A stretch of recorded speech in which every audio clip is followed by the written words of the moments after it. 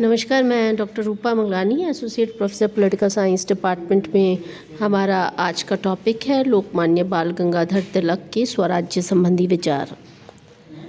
तो जैसा कि लोकमान्य बाल गंगाधर तिलक ने स्वराज्य के संबंध में कहा है कि हमारे समय में किसी भी व्यक्ति का जनता पर इतना प्रभाव नहीं पड़ा जितना तिलक का। स्वराज्य के संदेश का किसी ने इतने आग्रह से प्रचार नहीं किया जितना लोकमान्य तिलक ने। तो आइए जानते हैं लोकमान्य बाल गंगाधर तिलक के स्वराज्य संबंधी विचार क्या थे।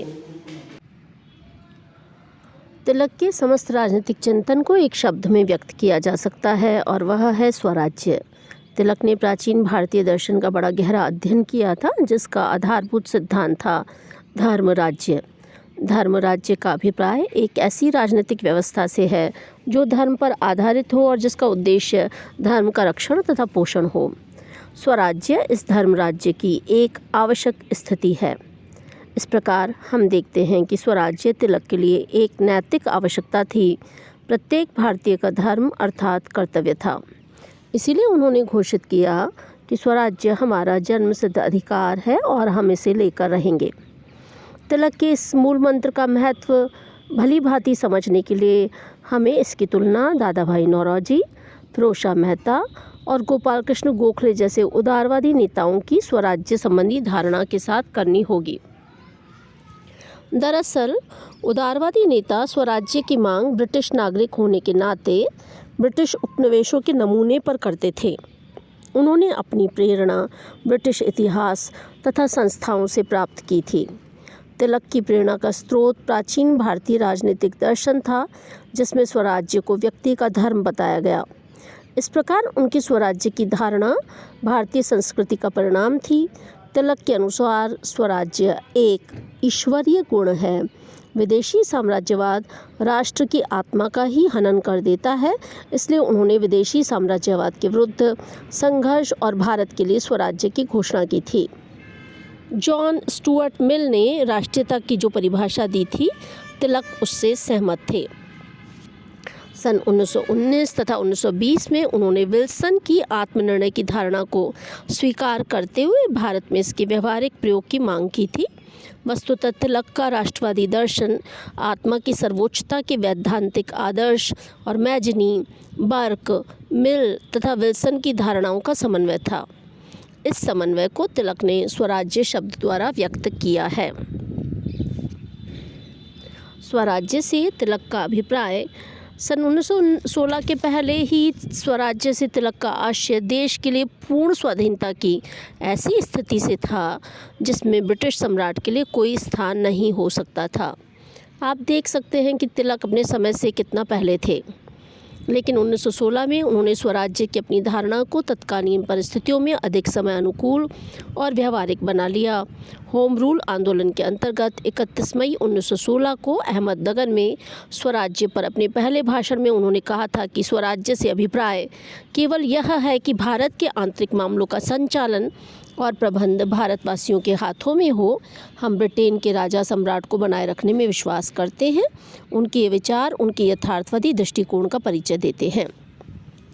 उल्लेखनीय है कि तिलक ने अपनी पूर्ण धारणा अर्थात पूर्ण स्वाधीनता की आकांक्षा का परित्याग नहीं किया था, वरन तत्कालीन परिस्थितियों को देखते हुए ब्रिटिश साम्राज्य के अंतर्गत स्वराज्य का व्यवहारिक सुझाव दिया था। यह पूर्ण स्वाधीनता की दिशा में पहला महत्वपूर्ण कदम था। उनके द्वारा इस स्थिति को अपनाए जाने का कारण यह भी था कि स्वराज्य की मांग को राजद्रोह से अलग किया जा सके और देश की जनता को स्वराज्य के लिए संगठित किया जा सके। वे जानते थे कि स्वराज्य का संदेश प्रसारित करने के लिए उसका जेल से बाहर रहना आवश्यक था, जिससे वे जनता को जागरूक, संगठित और स्वतंत्रता के संघर्ष के लिए प्रेरित कर सकें। उनका आदर्श तो भारत के लिए संपूर्ण अर्थों में पूर्ण स्वतंत्रता ही था। तिलक स्वराज्य के साथ अपने देश के लिए ऐसी शासन व्यवस्था के पक्षधर थे जिसमें शासन के सभी अधिकारी और कर्मचारी जनता के प्रति सचेत हों तथा कार्यपालिका के अधिकारी और कर्मचारी स्वयं को जनता के प्रति उत्तरदायी समझें। तिलक का ये विश्वास था कि राज्य का अस्तित्व जनगण के कल्याण और सुख के लिए होता है और इस आधार पर स्वराज्य का आशय था कि अंतिम सत्ता जनता के हाथ में हो। इस आधार पर ही उन्होंने भारतीय रियासतों में भारतीय शासक होते हुए भी स्वराज्य नहीं है ऐसा कहा था। तिलक भारतीय शासन प्रणाली में मूलभूत परिवर्तन चाहते थे। तिलक के जीवनी के लेखक पर्वते ये लिखते हैं कि तिलक के नाम के साथ जो विविध सम्मानित संबोधन जोड़े जाते हैं उनमें लोकतांत्रिक स्वराज्य का प्रतिपादक ज़रूर जोड़ा जाना चाहिए। तो पर्वते आगे लिखते हैं कि यह स्पष्ट है कि स्वराज्य की तिलक की धारणा मुख्यतः शासन चलाने वाले व्यक्तियों से नहीं वरन शासन के मूल प्रयोजन क्या हो उससे अधिक संबंधित है।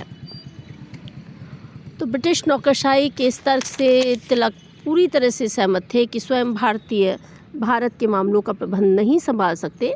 उन्होंने हिंदू और मुसलमानों में परस्पर अविश्वास और विद्वेष उत्पन्न करने वाले ब्रिटिश नीति का कड़ा विरोध किया और इस बात पर बल दिया कि हिंदू और मुसलमान साथ मिलकर किस प्रकार से रह सकते हैं और तिलक के स्वराज्य में अंतिम सत्ता जो है वो जनता के हाथ में होनी चाहिए, इस पर बल दिया।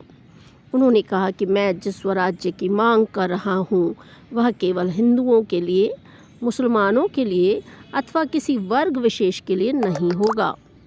भारतीय जनता की समस्याओं को हल करने की एक ही औषधि है और वो है वास्तविक सत्ता। तो इस प्रकार तिलक ने जो है वो बताया कि वास्तविक सत्ता किस प्रकार से प्राप्त हो सकती है। वो कहते हैं कि जब यह औषधि हमें प्राप्त हो जाएगी तब यदि आपस में हमसे कोई मतभेद नहीं होंगे तो वह शासन जो है वो सर्वाधिक स्वराज्य के निकट होगा। इस प्रकार हम देखते हैं कि वो चाहते हैं कि भारतीय अपने विवाद स्वयं सुलझाएं और हम अपने विवादों को स्वयं हल करने की शक्ति चाहते हैं। अंग्रेजों की न्यायप्रियता और उदारवादी में अविश्वास था तिलक का। तिलक ये कहते थे कि उनका ये कहना था, उदारवादियों के विपरीत उनकी ये मान्यता थी कि अंग्रेज़ों की न्यायप्रियता में विश्वास लायक नहीं है। वो कहते थे कि कोई भी साम्राज्यवादी शक्ति शासित देश के हित में शासन नहीं करती। साम्राज्यवाद का तो उद्देश्य ही शासित देश का राजनीतिक, सामाजिक, सांस्कृतिक और आर्थिक शोषण करना होता है। भारत में ब्रिटिश शासकों का उद्देश्य भी यही है और अंग्रेज़ों की न्यायप्रियता पर विश्वास करना नितांत अविवेकपूर्ण है। उन्होंने उदारवादियों की पद्धति और साधनों की निरर्थकता और प्रभावहीनता पर कटाक्ष करते हुए कहा कि अनुनय, आग्रह और प्रतिनिधि मंडल से कुछ नहीं होगा जब तक कि इसके पीछे ठोस शक्ति न हो। आयरलैंड, जापान और रूस के उदाहरणों से हमें सबक लेना चाहिए। उन्होंने कहा कि प्रतिवेदनों से कुछ नहीं होगा, हमें अपनी शक्तियों को संगठित करना होगा। इस प्रकार हम देखते हैं कि तिलक की स्वराज्य संबंधी विचार अनूठे थे। उन्होंने स्वराज्य का नारा दिया, न केवल नारा दिया बल्कि उसे किस प्रकार प्राप्त किया जाए उसकी योजना विधि भी तिलक ने बताई। तिलक संवैधानिक पद्धति की उदारवादी विचारधारा को मूल आधार मानते थे, लेकिन वो कहते थे कि ये निष्फल है। इसकी निष्फलता पर उन्होंने कई लेख भी लिखे। वो कहते हैं कि संवैधानिक पद ब्रिटेन सरीखे देश में तो ठीक है जहाँ एक संविधान है और शासन जनता के प्रति उत्तरदायी है, लेकिन भारत जैसे देश में संवैधानिक पद्धति उपयुक्त नहीं थी।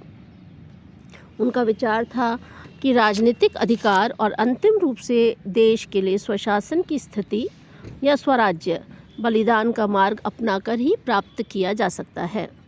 लोकमान्य तिलक ये कहा करते थे कि हमारा आदर्श दया याचना नहीं बल्कि आत्मनिर्भरता है।